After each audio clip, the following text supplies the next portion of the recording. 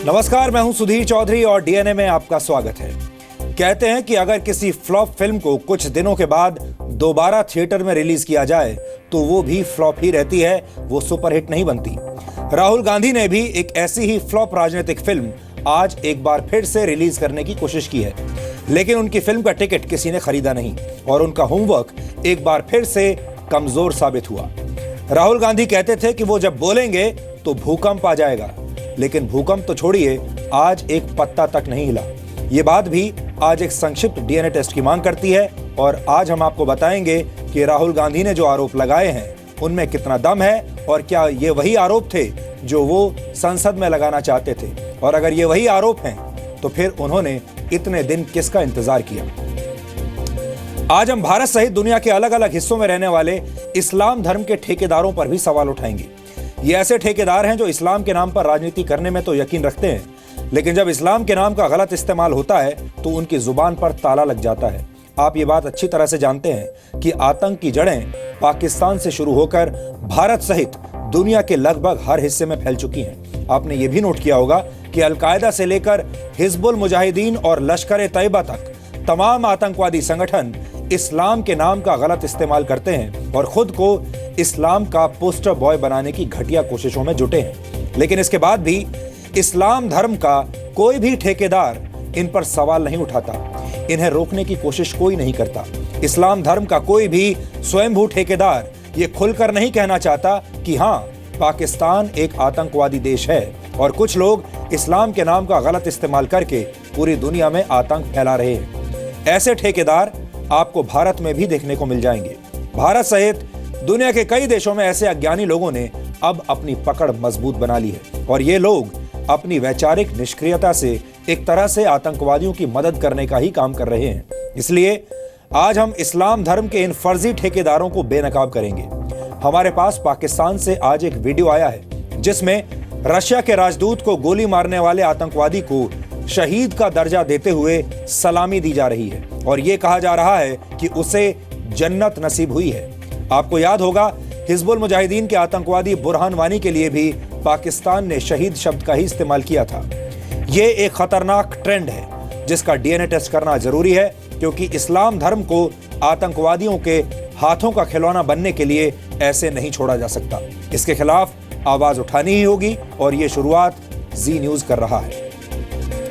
इसके बाद हम ये समझने की कोशिश करेंगे कि हमारे देश में राजनीतिक पार्टी बनाना पासपोर्ट और ड्राइविंग लाइसेंस बनवाने से भी ज्यादा आसान क्यों है, और क्या हमारे देश की 250 राजनीतिक पार्टियां काले धन को सफेद करने का काम कर रही हैं। चुनाव आयोग 250 ऐसी राजनीतिक पार्टियों को डीलिस्ट करने की तैयारी कर रहा है, क्योंकि उसे इन पार्टियों के चाल चलन पर शक है। इस शक के आधार पर हम आपको आज ये बताएंगे कि हमारे देश के राजनीतिक सिस्टम का चाल चलन कैसा है, और इसके अलावा आज हम काले धन को सफेद करने के खतरनाक हथकंडों का डीएनए टेस्ट करेंगे और आपको बताएंगे कि कैसे आम आदमी के आइडेंटिटी प्रूफ्स का गलत इस्तेमाल करके कुछ लोग काले धन को सफेद कर रहे हैं। ये धोखाधड़ी आपके नाम और आपकी आईडी का गलत इस्तेमाल करके भी हो सकती है। आज हम आपको एक ऐसे व्यक्ति के बारे में बताएंगे जिसके आईडी प्रूफ का इस्तेमाल करके बैंक अकाउंट्स खोले गए और फिर करोड़ों रुपए का लेन देन चलता रहा, जबकि उसे इसके बारे में कुछ नहीं पता चला।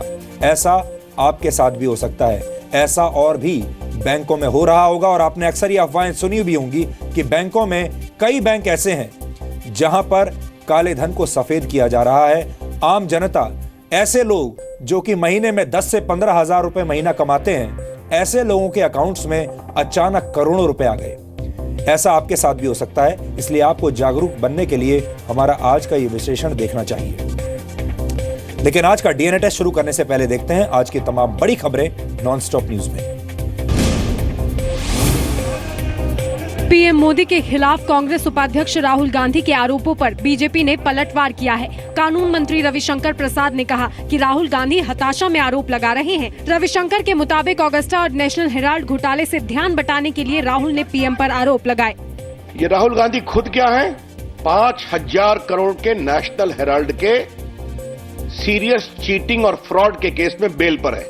वो भारत के पाक साफ ईमानदार प्रधानमंत्री नरेंद्र मोदी जी की सरकार पर झूठे आरोप लगा रहे हैं। गुजरात के मेहसाणा में राहुल ने आरोप लगाया था कि पीएम ने गुजरात का सीएम रहते हुए सहारा से करोड़ों रुपए लिए थे। 6 महीने में 9 बार सहारा के लोगों ने अपनी डायरी में लिखा है कि हमने नरेंद्र मोदी जी को पैसा दिया है। राहुल के बाद कांग्रेस प्रवक्ता रणदीप सुरजेवाला ने पीएम पर आदित्य बिड़ला ग्रुप से भी पैसे लेने के आरोप लगाए। कांग्रेस के मुताबिक अक्टूबर 2013 में सीबीआई और इनकम टैक्स विभाग ने आदित्य बिड़ला ग्रुप पर छापेमारी की थी। इस दौरान जब्त लैपटॉप में गुजरात के तत्कालीन सीएम और 25 करोड़ रुपए का जिक्र है।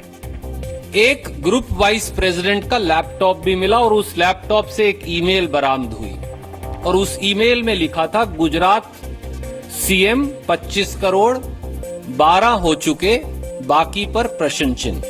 कांग्रेस से पहले सुप्रीम कोर्ट के वकील प्रशांत भूषण भी पीएम पर ये आरोप लगा चुके हैं। उन्होंने आरोपों की जांच के लिए सुप्रीम कोर्ट में याचिका भी दायर की थी, लेकिन सुप्रीम कोर्ट ने कहा था कि पीएम के खिलाफ कोई सबूत नहीं है। इस मामले में अगली सुनवाई 11 जनवरी को है। बैंकों में 5000 से ज्यादा के पुराने नोट जमा करने पर लगाई गई कड़ी शर्त आरबीआई ने वापस ले ली है। आरबीआई के मुताबिक जिन खातों में केवाईसी नियमों का पालन किया गया है, उनमें 5000 रुपए से ज्यादा के पुराने नोट जमा करने पर कोई पाबंदी नहीं रहेगी। यानी कि आप 30 दिसंबर तक जितनी बार चाहें 500 और 1000 के पुराने नोट जमा कर सकते हैं। बैंक का कोई अधिकारी आपसे पूछताछ नहीं करेगा। हालांकि जिन खातों में केवाईसी अपडेट नहीं है, उसमें अधिकतम 50,000 रुपए तक ही जमा हो पाएंगे। दरअसल आरबीआई ने पुराने नोट जमा करने पर जो शर्त लगाई थी, उसका जोरदार विरोध हो रहा था। इसके बाद आरबीआई को अपनी शर्त वापस लेनी पड़ी। रिजर्व बैंक ऑफ इंडिया अब रिवर्स बैंक ऑफ इंडिया बन गया है। रिजर्व बैंक ऑफ इंडिया जग हंसाई का पात्र बन गया है। 43 दिन में 126 बार मोदी सरकार ने नोटबंदी के नियम बदल डाले हैं। इस बीच आरबीआई ने अब तक जारी नोट को लेकर नए आंकड़े जारी किए हैं। नोटबंदी के बाद से 19 दिसंबर तक बैंकों और एटीएम के जरिए 5,92,613 करोड़ रुपए लोगों को बांटे गए हैं। तमिलनाडु के मुख्य सचिव पी राममोहन राव के घर और दफ्तर पर इनकम टैक्स विभाग ने आज छापेमारी की। इनकम टैक्स की कार्रवाई के दौरान उनके एक रिश्तेदार के घर से 18 लाख के नए नोट और 2 किलो सोना बरामद हुआ। इनकम टैक्स विभाग के करीब 100 अधिकारियों की टीम ने सुबह के वक्त पी राममोहन राव के खिलाफ छापों की शुरुआत की। उनकी मदद के लिए सीआरपीएफ की एक प्लाटून को भी लगाया गया था। कुल मिलाकर तमिलनाडु और आंध्र प्रदेश में 1 दर्जन से ज्यादा ठिकानों पर इनकम टैक्स की टीम ने एक साथ छापेमारी की। राव के बेटे और दूसरे रिश्तेदारों पर टैक्स चोरी का आरोप है। कहा जा रहा है कि इनकम टैक्स की इस कार्रवाई का कनेक्शन पिछले दिनों खनन कारोबारी शेखर रेड्डी के ठिकानों पर की गई छापेमारी से है। शेखर रेड्डी के खिलाफ छापेमारी में 170 करोड़ रुपए से ज्यादा के काले धन का पता चला था। सीबीआई ने आज शेखर रेड्डी को पैसों के गैर कानूनी लेन देन के मामले में गिरफ्तार किया। शेखर रेड्डी को 3 जनवरी तक सीबीआई हिरासत में भेजा गया है।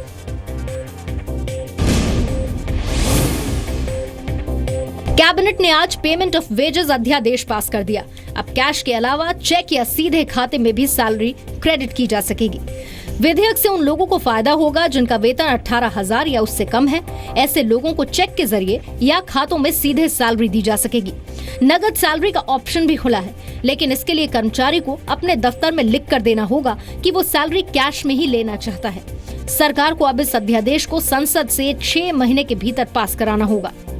एक जो है बहुत बड़ी परिवर्तन है, इसलिए कि जो कभी भी जो मजदूर का जो वेतन है उसको सही वेतन नहीं मिलता था। अगर वेतन जो है बैंक अकाउंट में या चेक में दिया जाता है तो उसको उसका वेतन पूरा 100% गारंटी हो जाएगी। आंध्र प्रदेश के सीएम चंद्रबाबू नायडू ने कहा है कि उन्होंने नोटबंदी का विरोध नहीं, बल्कि जिस तरह से इस फैसले को लागू किया गया उसका विरोध किया था। दरअसल चंद्रबाबू नायडू ने कल विजयवाड़ा में कहा था कि नोटबंदी की दिक्कतें खत्म नहीं हो रही हैं और नोटबंदी वैसे नहीं हुई जैसे होनी चाहिए थी। नोटबंदी को लेकर चंद्रबाबू नायडू की नाराजगी पर कांग्रेस ने केंद्र सरकार से जवाब मांगा है। पार्टी ने कहा है कि नोटबंदी लागू करने वालों को माफी मांगनी चाहिए। देश के लोग कह रहे थे वो अब भाजपा की मित्र मंडली और नोटबंदी के जो मुखिया हैं वो कहने लगे हैं, इसलिए कम से कम अब तो जागिए, देश से माफी मांगिए, नोटबंदी की विफलता को मानिए। चंद्रबाबू नायडू के बयान पर बीजेपी भी हैरान है। उन्होंने तो इसका क्रेडिट भी लिया था कि नोटबंदी जो है उन्होंने चिट्ठी लिखी थी प्रधानमंत्री जी को और इसलिए हुआ। अब वो जो कमेटी बनी है उसके अध्यक्ष भी हैं। हो सकता है उसकी जब तैयारी कर रहे हैं तो उसमें तकलीफें जो सामने आ रही हैं तो उससे वो थोड़ा सा परेशान हो।